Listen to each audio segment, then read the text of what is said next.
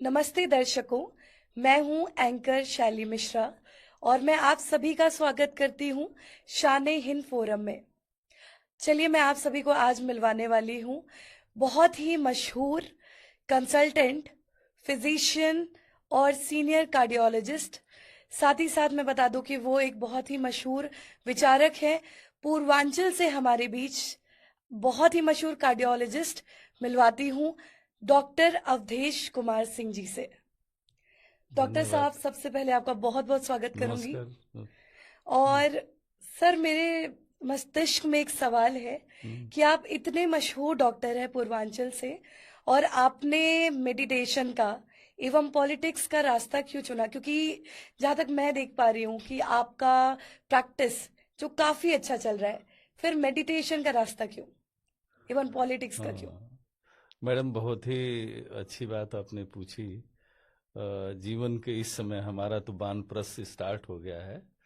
तो हम डॉक्टर हों या कोई भी हो, सबसे पहले एक इंसान है। वाह। और इंसान है, और उसके पहले उसके बाद एक नागरिक है एक देश जी। के।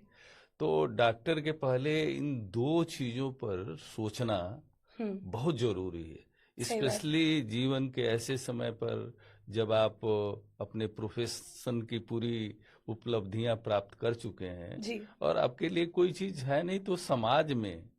वैसे तो मेडिटेशन में 2004 से ही मैं 2004 हाँ, से 2004 से मैंने मेडिटेशन की, इसिक मेडिटेशन की बेसिक स्थापना करी। मेडिटेशन।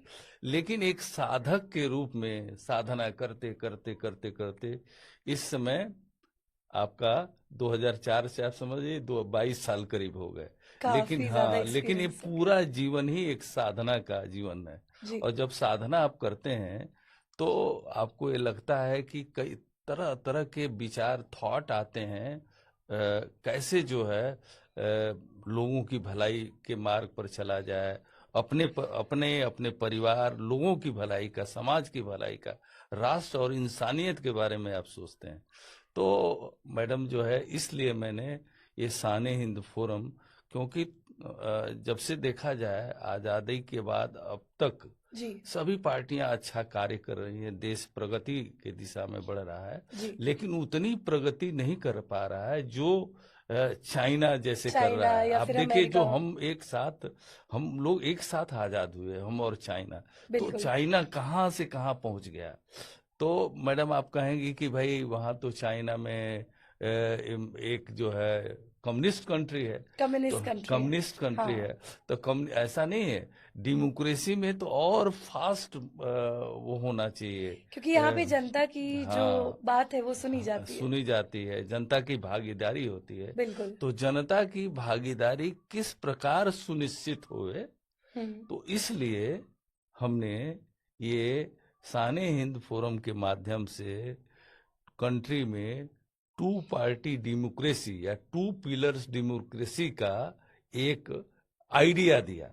क्योंकि मैडम बिल्कुल। आप जानती हैं कि आइडिया तो आइडिया होती है, आइडिया पर और वर्क करना शुरू कर दिया। तो हम्म। आइडिया से अगर कमिटेड लोग मिल जाएं, कमिटेड लोगों का आशीर्वाद मिले, वो लोग इस रास्ते पर चले, तो देश में जरूर काफी बदलाव हो सकता है और हम चाइना से भी बहुत आगे बहुत आगे बढ़ बढ़ सकते हैं। सकते हैं और विश्व गुरु रियली बन सकते हैं। सच में बन सकते हैं। हम्म।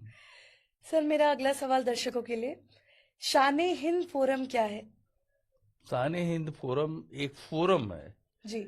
एक वैसे ये एक ऐसा फोरम है जो राजनीतिक पार्टी के रूप में हमारे माननीय इलेक्शन कमीशन ऑफ इंडिया ने इसको पंजीकृत रखा है।